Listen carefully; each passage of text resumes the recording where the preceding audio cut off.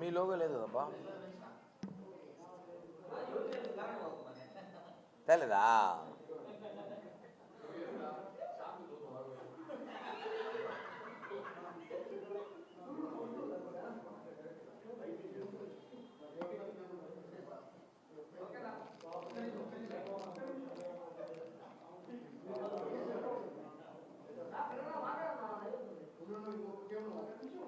మంచి సబ్జెక్ట్లో మనం డీప్ డిస్కషన్లో అంటే ఈ జంజీ మీద మాట్లాడుతున్నాం కాబట్టి ఏ కుట్రపూర్వత ఎవరైనా కరెంటు నేను నా ప్రెస్ మీట్ అని ముందే తెలిసి కరెంట్ ఏమైనా తీసేసారేమో అనుకుంటారా? ఎందుకంటే రాజకీయంగా ఎదుర్కోలేక ఇలాంటివి కూడా చేసే అవకాశాలు ఉన్నాయి. ఎంత హాస్యాస్పదం అంటే మనం జంజీ గురించి మాట్లాడుతున్నాం. నిజమైన జంజీ అంటే నేను ఒక ఛాలెంజ్ చేస్తాను ఈరోజు వైసీపీ వాళ్ళకి. జనసేనలో ఉంటుంది, మీరు కాబట్టి చూసుకోండి. జనసేన పార్టీ ఎక్కడ ఏ కార్యక్రమం చేసినా, జనసేన పార్టీ ఏ ర్యాలీకి వెళ్ళినా, మేము ప్రతిపక్ష పాత్రలో ఉన్నప్పుడు కూడా నిజమైన జంజీ అంటే జనసేనలో 85 మందికి పైగా శాతం జనసేన పార్టీలో యువతే. 2000 తర్వాత పుట్టినవారు, 2000 సంవత్సరం తర్వాత పుట్టిన వాళ్ళు కూడా జనసేన పార్టీతో ఉన్నారు. ఈరోజు కూడా ఉన్నారు. ఇక్కడ కూడా సగం మంది జంజీ ఉన్నారు. అంటే వాళ్ళ జంజీతో పోలిస్తే కదా నిజమైన జంజీ.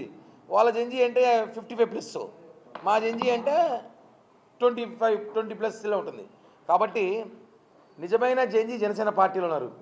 మీరు ఏదో జంజీ జనరేషన్ కోసం హెడ్ డే వేసేసుకొని వచ్చేసి మాట్లాడేస్తే ప్రజలు నవ్వుకుంటున్నారు. మీరు రోడ్ల కాడ కూర్చోమంటే శిబిరాలు వేసుకొని ముస్లిం జంజీలతో కూర్చోండారు అంటున్నారు, నవ్వు వస్తుంది. కాబట్టి దయచేసి ఇట్లాంటి పకోడా వేషాలు వేయడం మానేసి, ఈరోజు మీరు చేసిన ర్యాలీ చూసాం, మీ వేషాలు చూసినాం, ఇవన్నీ కూడా ప్రజలు నవ్వుకుంటున్నారు. ప్రభుత్వం మంచిగా పరిపాలిస్తుంది, మంచిగా ఉందని చెప్పి ప్రజలు మాకందరూ కూడా ఆశీస్సులు ఇస్తున్నారు. మళ్ళా మేమే 10 ఏళ్ళు ఉండబోతాం, 15 ఏళ్ళు ఉండబోతాం అని చెప్పి కూడా తెలియజేస్తున్నాం. కాబట్టి దీన్ని ప్రజలతో పంచుకోవాలి.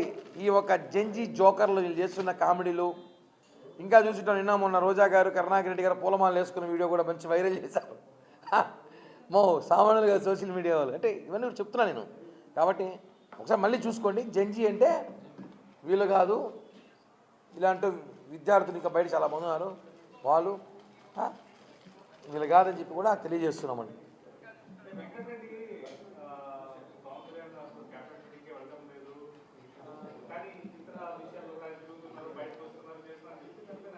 పవన్ కళ్యాణ్ గారు క్యాబినెట్ మీటింగ్ రాకపోవడం అని చెప్తున్నాడు. వెంకటరెడ్డి అడిగారు కదా, ఎవరు వైసీపీ హార్పిక్ రెడ్డి అంటున్నారు కదా.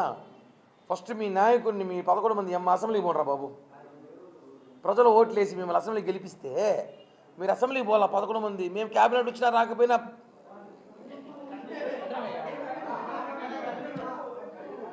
మేము 11 మంది వచ్చినా రాకపోయినా అసెంబ్లీ జరుగుతుంది. పవన్ కళ్యాణ్ గారు క్యాబినెట్ రాకపోయినా రాష్ట్రంలో రావాల్సిన పరిస్థితి జరుగుతుంది. అది ఎందుకు రాలేకపోతుందో తెలుసు. ఆయనకి ఆపరేషన్ జరిగింది, ఆయన సర్జరీ చేసుకున్నాడు, మేజర్ సర్జరీ. కాబట్టి క్యాబినెట్ రాలేకపోతున్నాడు, అది వాస్తవమే. ఇంకోటి అంటే క్యాబినెట్ పవన్ కళ్యాణ్ గారు రావాలన్నా సెక్యూరిటీ ప్రాబ్లం ఉంది మాకు, తొక్కిసలాట్లు మళ్ళీ ఇవన్నీ ఉంటాయి. కాబట్టి రెస్ట్ తీసుకుంటున్నాడు ఆయన. మీరు 11 మంది గెలిచి ఓట్లేసి ఇంత వేవ్లో కూడా మీరు గెలిచి మీరు అసెంబ్లీ రాకపోతే దానికి ఆన్సర్ చెప్తే నేను ఎందుకు రావట్లేదు చెప్తానని చెప్పి కూడా ఆ హార్పిక్ రెడ్డి గారికి నేను చెప్తున్నాను. మావాడు చెప్తున్నాడు నెక్స్ట్ బోర్గడ్డ పరిస్థితి అంటే వాడు కూడా నెక్స్ట్ బోర్గడ్డ అనిల్ లాంటి పరిస్థితి అయిపోతుంది వెంకటరెడ్డి అంటున్నాడు. చూడాలి భగవంతుడు ఏమి రాస్తాడు.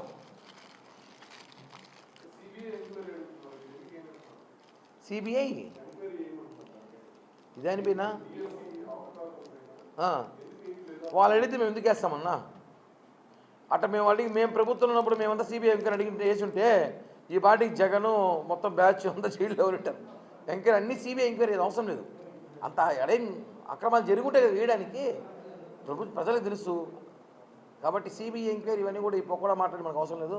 ఒకటే చెప్తున్నాం, సిబిఐ ఎంక్వైరీ నిజంగా మేము చేసి ఉంటే ఈ పార్టీ జగన్మోహన్ రెడ్డి సెంట్రల్ జైల్లో ఉంటాడు, ఇక్కడ కాదు ఢిల్లీలో ఉంటాడు.